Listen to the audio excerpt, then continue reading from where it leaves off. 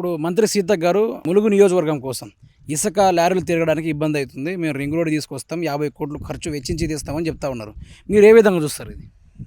సీతక్క గారు మొన్న మేము కూడా చూసినామండి మీడియాలో 50 కోట్లు పెట్టి రింగ్ రోడ్ తీస్తా అని అంటారు.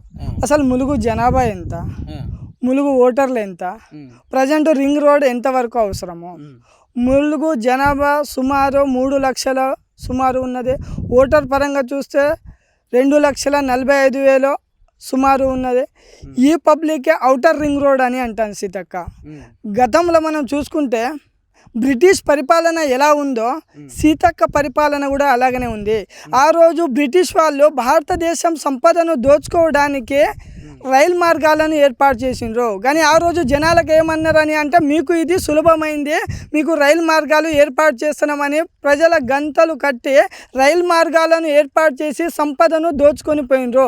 అదేవిధంగా ప్రజలకు ఇలా ఏదో మేలు చేస్తానని సీతక్క గారు ఇలా ఏం చేస్తానని అంటే సుమారు 50 కోట్లతోని ఔటర్ రింగ్ రోడ్ వేస్తానని అంటారు.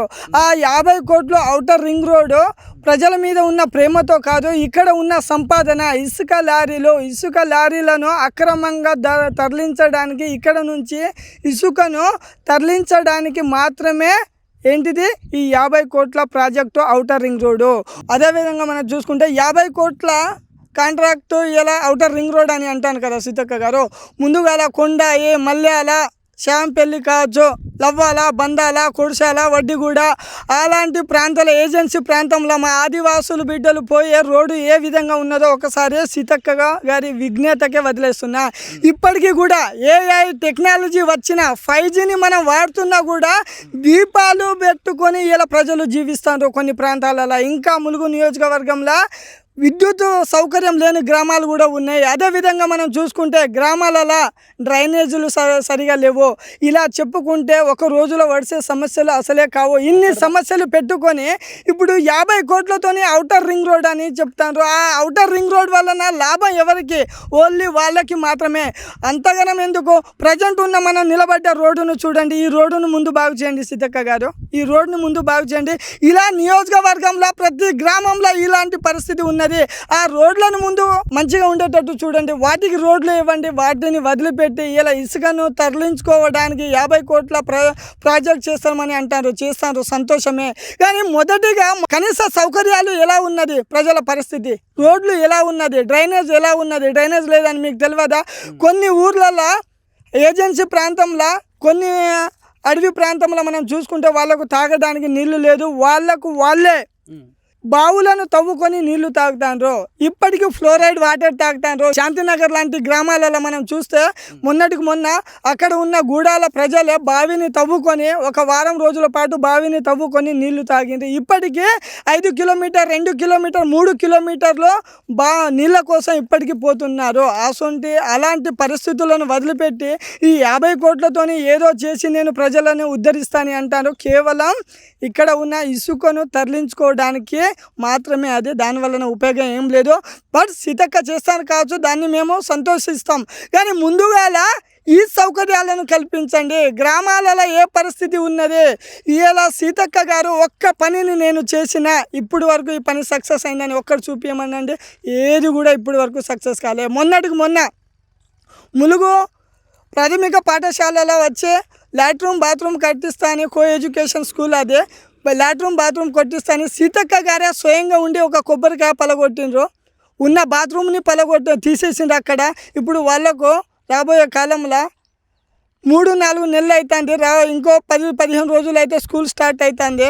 వాళ్ళకు లాట్రూమ్ పోవాలంటే కనీస సౌకర్యాలు లేని పరిస్థితి ఉన్నాయి. ఇప్పటికీ కొబ్బరికాయ కొట్టి 3 నుంచి 4 నెలలు అయిపోతుంది సీతక్క గారు కొట్టి. అలాంటిది ప్రస్తుత పరిస్థితులు ఏమున్నాయి, ప్రజలకు ఏది అవసరమో అది వదిలిపెట్టి నేను రింగ్ రోడ్ అని అనడం సీతక్క గారి విజ్ఞతకే వదిలేస్తున్నా. సీతక్క గారు ముందుగా మీరు ప్రజలకు ఇచ్చిన హామీలు, తర్వాత ప్రజలలో ఉన్న ప్రజెంట్ పరిస్థితులను బట్టి ఆ గ్రామానికి ఏం కావాలి, ఎలాంటి సౌకర్యాలు కావాలో ఆ సౌకర్యాలను ఏర్పాటు చేసి తర్వాత మీరు అన్నట్టు 50 కోట్లు కాదు 100 కోట్లతోనే ఔటర్ రింగ్ రోడ్ చేయండి. మేము దానికి ఎటువంటి అబ్జెక్షన్ చెప్పాం. మేము కూడా మిమ్మల్ని అభిమానిస్తాం. అదేవిధంగా మేముకు వచ్చి శాల్వ కూడా కప్పుతాం. కానీ ముందుగా ప్రజల పరిస్థితిని అర్థం చేసుకోండి. పురాణతనంలో ఒక సామెత ఉన్నది, కన్న తల్లికి తిండి పెట్టనోడట పిన్న తల్లికి వచ్చి బంగారు గాజులు వేస్తాని అన్నాడట. ఆ విధంగానే ప్రజెంట్ ఊర్లలో పోవడానికి రోడ్లు లేవు, కరెంటు లేదు, మంచినీళ్ళు లేవు, అస్తవ్యస్తంగా ఉన్నది, డ్రైనేజ్ లేవు అని అంటే నేను 50 కోట్లు పెట్టి ఇసుక తరలించుకోవడానికి నేను రోడ్ మార్గాన్ని అవుటర్ రింగ్ రోడ్ని చేస్తానని అంటారు. ప్రజెంట్ మేము అడిగేది ఏంటిది మిమ్మల్ని, మాకు కనీస సౌకర్యాలను కలిగించి వాటి మీద పనిచేసి తర్వాత ఏదైనా చేయండి అక్క. అది కూడా 50 కోట్లతో చేస్తానని అంటాను కదా, అది కూడా ఇంపాసిబుల్. ఎందుకనంటే మీరు కొబ్బరికాయ కొడతారు, పేపర్ స్టేట్మెంట్ ఇస్తారు, అక్కడికే ఆగిపోతుంది. ఎందుకనంటే మీ శంకుస్థాపనలో లెక్క పెట్టుకుంటే పోతే ఒక రోజు మొత్తం సరిపోదు, ఆ శంకుస్థాపనలకే పరిమితం ఉంటుంది మీది. అదేవిధంగా కట్టిన దాన్ని మేము సంతోషమే, కానీ ప్రజలకు ప్రజెంట్ ఏం కావాలో ఆ పరిస్థితులను నెరవేర్చండి, వాళ్ళ బాధలను అనుభవించండి. ఎంతో ఆశతోని మా సీతక్క గారు మాకు ఏదో చేస్తారు, మంత్రి అయితే క్యాబినెట్ మంత్రి అవుతారు, ఎమ్మెల్యేగా గెలిస్తే మంత్రి అవుతారు, మాకు ఎన్నో పనులు జరుగుతాయని ఆశతోని ఉన్న ప్రజలను నిండా ముంచిండ్రు మీరు. ఇలా ఒక్క పని చూపించండి, ఒక్క పని ఇది చేసిన నేను ఇది సక్సెస్ అయిందని ఒక్క పని చూపించండి. మీ వలన ఏం కాలేదో మా దరిద్రం అక్క, మా కర్మను మేము అనుభవిస్తున్నాం. ఒక్క 2 సంవత్సరాలు మీ బాధ, మీ యొక్క మీరు పెట్టే ఇబ్బందులు కావచ్చు, ప్రజలకు చేసిన మోసాన్ని ప్రతి ఒక్క ప్రజలు గమనిస్తూనే ఉన్నారు, ప్రతి ఒక్క వ్యక్తి గమనిస్తూనే ఉన్నారు. దయచేసి ప్రస్తుతం మాకు ఏం కావాలో దాన్ని చేయండి, తర్వాత మీరు ఏదైనా చేసుకోండి. ముఖ్యమంత్రి రేవంత్ రెడ్డి గారు కూడా రాబోయే 2028 పాలమూరు నియోజకవర్గం నుంచి మొదలు పెడితే బీఆర్ఎస్ పార్టీ గద్దెలు కూలాలని చెప్పేసి బహిరంగంగా వార్నింగ్ ఇస్తా ఉన్నాడు. ఏ విధంగా చూస్తారు దీన్ని? రేవంత్ రెడ్డి గారికి నిద్ర పడతలేదండి. కేసీఆర్ పేరు తీయని ఏదైనా సభ ఉన్నదా? కేసీఆర్ పేరు తీయని సభ కూడా ఇప్పటి వరకు రేవంత్ రెడ్డి గారిది లేదు. కానీ కేసీఆర్ గారు కుక్కను చూపించి ఇది కుక్క అని అంటాడు, కానీ ఎప్పుడైనా రేవంత్ రెడ్డి అనే మాట వచ్చింది ఆయన నోటు వెంట? ఎందుకంటే ఆయనకు పట్టిమే చేసుకోరు. రేవంత్ రెడ్డి ఏందని అంటే లా ఆఫ్ అట్రాక్షన్ అనే ఒక బుక్ చదివిండు. ఆ బుక్లో ఏముంటుందని అంటే ఏది అయితే బలంగా కోరుకుంటారో అది జరుగుతుందని ఆ బుక్లో ఉంటుంది. కానీ రేవంత్ రెడ్డి ఆ బుక్ను పూర్తిగా చదవలేదు. లా ఆఫ్ అట్రాక్షన్ బుక్ ఏం చెప్తుందని అంటే నువ్వు దేన్ని అయితే బలంగా కోరుకుంటున్నావో, ఏం కావాలని బలంగా కోరుకుంటున్నావో దాంతోపాటు అది కావడానికి ఏమేం చర్యలు చేయాలి, ఎలాంటి పనులు చేయాలి, దానికోసం నువ్వు కార్యాచరణలు ఏం చేయాలి, వాటన్నిటినీ చేస్తేనే ఆ లా ఆఫ్ అట్రాక్షన్ అని పనిచేసి మనం అనుకున్నది సాధిస్తాం. ఆ పనులను వదిలిపెట్టి ఓన్లీ లా ఆఫ్ అట్రాక్షన్ని పట్టుకొని ఒక్క వర్డ్ను పట్టుకొని నేను పదే అంటే అయిపోతా అని అనుకుంటాడు ఎవరు? రేవంత్ రెడ్డి గారు. కానీ రేవంత్ రెడ్డి విజ్ఞతకే వదిలేస్తున్నా. బీఆర్ఎస్ గెద్దెలు పలగొడతాని అంటాను కదా, ఎవరు గెద్దెలు పలుగుతాయా, ఎవరిది ఇంకా ఏం పలుగుతుందో రాబోయే కాలంలో ప్రజలే చెప్తారో.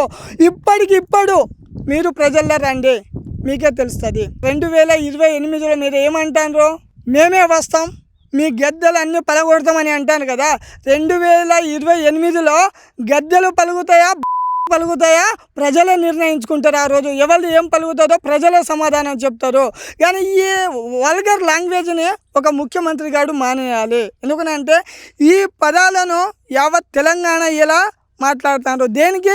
ఒక రేవంత్ రెడ్డి ఒక సీఎం ఉండి ఇలాంటి మాటలు మాట్లాడితే సామాన్య పబ్లిక్ మాట్లాడడంలో తప్పేమున్నది? ఇప్పుడు ములుగు నియోజకవర్గం కోసం మంత్రి సీతక్క గారు ఏం చేయలేదని మీరు చెప్తున్నారు. కానీ మంత్రి సీతక్క గారు బ్లాక్బెర్రీ ఐస్లాండ్, తర్వాత సఫారీ టూరిజం అనుకుంటూ పెట్టారు. ఇది ప్రభుత్వ నిధులతోటి పెట్టారు. మరి ఇన్కమ్ ఎవరికి పోతుంది? సీతక్క గారికి పోతుందా, టూరిజం శాఖకి పోతుందా? ఇప్పుడు మీరు చెప్పినట్టు సీతక్క గారు ఏం చేయలేదంటే సంథింగ్ బ్లాక్బెర్రీ టూరిజం పెట్టినని అన్నారు కదా, ₹1 కోటితో పెట్టిండ్రు. ఆ బ్లాక్బెర్రీ టూరిజం ఎక్కడ ఉన్నది? ప్రజెంట్ ఇప్పుడు ఉన్నదా? అది సీతక్క గారి విఘ్నతకే వదిలేస్తున్నా. దానికి ₹1 కోటి ఖర్చు పెట్టింది కదా, అసలు ఇన్కమ్ ఎంత వచ్చింది? టూరిస్టు ఎంతమంది వచ్చిండ్రు? ఆ టూరిస్ట్ల డాటా ఉన్నదా? ప్రజెంట్ అది నడుస్తుందా? దాని కాంట్రాక్ట్ ఎవరు? దాని డబ్బులు, దానికి వచ్చిన ఇన్కమ్ ప్రభుత్వానికి పోయిందా, సీతక్క ఖజానాకు పోయిందా, లేకపోతే ఫారెస్ట్ డిపార్ట్మెంట్కి పోయిందా? దానికి ఏమైనా జవాబుదారీతనం ఉన్నదా? ఒకసారి సీతక్క గారి విజ్ఞతకే వదిలేస్తున్నా. అది ఎప్పుడో గాలిలా కొట్టుకుపోయింది, నీటిలా మునిగిపోయింది. అది ₹1 కోటి వృధా అయిపోయింది. ఆ ₹1,00,00,000తోని ఇగో ఇలాంటి రోడ్లను ఎన్నో నిర్మించవచ్చు. వాటిని వదిలిపెట్టి మేము ఐస్లాండ్ ఈ ల్యాండ్ థాయిలాండ్ అని ఏదేదో ల్యాండ్లు చెప్పి ₹1,00,00,000 ప్రభుత్వ సొమ్మును, ఆ ప్రభుత్వ సొమ్ము అంటే మా సొమ్మే కదా, మా సొమ్మును వృధా చేసిండ్రు. అది ఏం కూడా లేదు. సీతక్క చేసే ఏ పని కూడా సక్సెస్ కాదు అని చెప్పడానికి ఆ ఒక్క ఐర్లాండ్ ఆమె చేసిన బ్లాక్బెర్రీ ఆ ఒక్కటి చాలు, ₹1,00,00,000 వృధా. అలా ఉంటాయి సీతక్క పనులు ఇక్కడ. మనం పోతా అంటే ఎప్పుడైనా రోడ్డు మీద అబ్జర్వేషన్ చేస్తే సీతక్క గారు ఒక ఆదివాసి బిడ్డ ఉండి మా ఆదివాసులకు ఎంత అన్యాయం చేస్తుందని అంటే, ఎంత మోసం చేస్తుందని అంటే ఎవరు కూడా ఊహించరు. మనం పోతా అంటే అక్కడక్కడ ఆదివాసు మా సోదరుల బొమ్మలు ఉంటుంది, తర్వాత వాళ్ళ సంస్కృతి ఉంటుంది, వాళ్ళ వేషధారణ ఉంటుంది, ఇవన్నీ ఉంటాయి. వాటిని చూసి మాకు చాలా సంతోషం అనిపిస్తుంది. మా సోదరులు ఇలా ఉంటుందా, కల్చర్ ఇలా ఉంటుందా అని చాలామందికి అనిపిస్తుంది. కానీ వాళ్ళు బొమ్మలకే పరిమితమైనరు. సీతక్క పొద్దున లేస్తే నేను ఆదివాసి బిడ్డ అని అంటారు కదా, అదే ఆదివాసి గూడాల్లో నివసిస్తున్న మా ఆదివాసి సోదరులకు ఎంతమందికి ఇందిరమ్మ ఇల్లు ఇచ్చిండ్రు, ఎంతమందికి ఆ ఊరుకు పోవడానికి ఇలా రోడ్లను నిర్మించిండ్రు, ఆ ఊర్లో ఎంతమంది పిల్లలను చదువుకోవడానికి స్కూల్ను ఏర్పాటు చేసిండ్రు, ఆ ఊర్లలో ఎంతమందికి ఇళ్ళలో కరెంట్ వస్తుంది. ఇప్పటికీ మా ఆదివాసీ సోదరుల గూడాలలో ఇప్పటికీ దీపాలు పెట్టుకొని ఉంటారు, ఇప్పటికీ ఖాళీ నడకన నడుస్తారు, ఇప్పటికి కూడా రవాణా మార్గాలు లేదు. కానీ పొద్దున లేస్తే మా ఆదివాసీ బిడ్డ అని చెప్పుకుంటాం, మేము మా ఆదివాసీ బిడ్డ అని అంటాం. కానీ మా ఆదివాసులకు అన్యాయం చేస్తుంది సీతక్క. దీనికి ఎందుకు? ఆదివాసీ సోదరులు ఎప్పుడైతే సమాజంలో వస్తే తమ పప్పు ఎక్కడ ఉడకదు, సీతక్క పప్పు ఉడకదని వాళ్ళను అక్కడనే ఉంచుతుంది. ఇప్పటికీ గుడిసె వేసుకొని ఉన్నారు, కనీసం మంచి నీళ్ళు కూడా లేవు. మంచి నీళ్ళు అదే కరెంటు లేదని అంటే చూడు, మన ఏ టెక్నాలజీలో ఉన్నాం, 5Gని వాడుతున్నాం, వాళ్ళకు సిగ్నల్ కూడా లేదు, ఒక మంచి హాస్పిటల్ కూడా లేదు. మరి నేను ఆదివాసీ బిడ్డ అని అంటారు కదా సీతక్క గారు, మరి మా ఆదివాసీ బిడ్డలకి ఏం చేసిందక్క? మీతోనే నేను వస్తా, నేను కారు వేసుకో అంటే కారు వేసుకొస్తా, బండి వేసుకోరా అంటే బండి వేసుకొస్తా, నడిచిరా అంటే నీతోని నడిచి వస్తాం, మీతోనే ఒక్కసారి పోదాం మా ఆదివాసీ గూడాలకు, సమాధానం చెప్తా వాటికి నువ్వు ఏమైనా అని అంటే మేము ఆదివాసులకు ఇది చేస్తున్నాం, సమాజానికి ఇది చేస్తున్నాం అని అంటారు. ఇలా ఆదివాసుల పేరు చెప్పి ఆదివాసులను నిండా ముంచేది సీతక్క గారు. మా అంటే మీరు ఏ ఏరియాలో అయినా పోయి చూడండి, వాళ్ళ పరిస్థితి ఎలా ఉంటుంది అంటే చాలా బాధ అనిపిస్తుంది. మన వర్గానికి సంబంధించిన వ్యక్తులు ఉండి కూడా ఇంకా మనం ఇలాగనే ఉండడం, గిరిజనులు ఆదివాసులు ఇంకా ఇలాగనే ఉండడం ఎంత బాధాకరం అని అంటే అంత బాధాకరమైన విషయం. దయచేసి అక్క వాళ్ళ గురించి ఒక్కసారి ఆలోచించండి. మీరు గతంలో కరోనా టైంలో తిరిగింది కదా, ముళ్ళ పట్టుకొని మూట పట్టుకొని చెప్పులు చేతులు పట్టుకొని కారును దోసుకుంటా రకరకాల స్టంటులు చేసుకుంటూ తిరిగింది కదా, అప్పుడైతే మీకు తెలుసు కదా ఆదివాసీ గూడాలు ఇంకా ఏ స్థితిలో ఉన్నాయో. ఇప్పటికీ ఏం చేసిండ్రు? వాళ్ళకు ఏమైనా చేసిండ్రా? మీరు అధికారంలో వచ్చిండ్రు, మా అక్క వస్తే మాకు ఏదో జరుగుతుంది ములుగు నియోజకవర్గంలో అని మిమ్మల్ని నమ్మి ఓటేసిండ్రు. ఆ రోజు నుంచి ఈ రోజు వరకు అదే పరిస్థితి ఉన్నది. మీరు వచ్చి చేసింది ఏమున్నది? ఇంకా వాళ్ళకు రావాల్సిన పథకాలను కూడా మీ ప్రభుత్వంలో ఆగిపోయింది. గతంలో వాళ్ళకు